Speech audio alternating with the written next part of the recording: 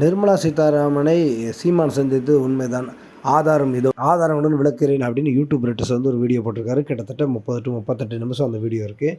அதில் பார்த்தீங்கன்னா அவங்க தான், அதாவது சீமான் சந்திக்க என்ன வாய்ப்பு இருக்குது, என்ன பேசியிருப்பாங்கன்னு பேசுகிறாங்களே தவிர அந்த வீடியோவையே அவங்க எதையுமே அதில் பதிவிடலை.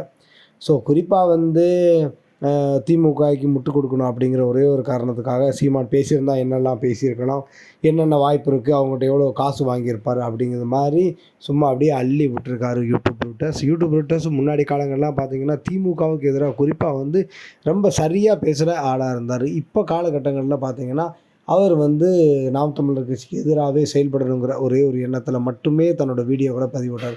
குறிப்பாக சீமானுக்கு எதிராக என்ன வீடியோ விடணும் அப்படிங்கிறது தான் அவரோட ஒரே ஒரு குறிக்கோளாகவும் இருக்குது. ஸோ வந்து ஆதாரத்தை வெளியிட்டுட்டேன் அப்படின்னு சொல்லி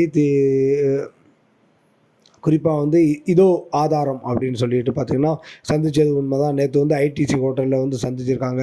அதுக்கான வீடியோ புகைப்படம்லாம் என்கிட்ட இருக்குதுன்னு சொல்லியிருக்காரு. ஆனால் அதுக்கான வீடியோவையோ புகைப்படத்தை எதையுமே வெளியிடலை.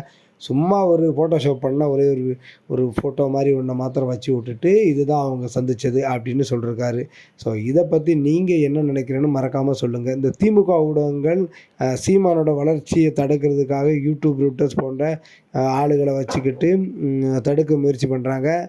இப்படி தடுத்துட முடியுமா? நாம் தமிழர்களுடைய வளர்ச்சியை பற்றி நீங்கள் என்ன நினைக்கிறீங்க? குறிப்பாக வந்து தேர்தல் நேரங்களில் திமுக வந்து நாம் தமிழரை பாஜகவோட பி டீம் அப்படின்னு காணிச்சு, நாம் தமிழர் வந்து பாஜகவோட பி டீம்னு சொல்லி தமிழ்நாட்டில் ஓட்டுகளை வாங்குறதுக்கான எல்லா வேலையும் திமுக தொடங்கிட்டு, இந்த கேவலமான செயலை பற்றி நீங்கள் என்ன நினைக்கிறீங்கன்னு மறக்காமல் கமெண்ட் பாக்ஸ் சொல்லுங்கள்.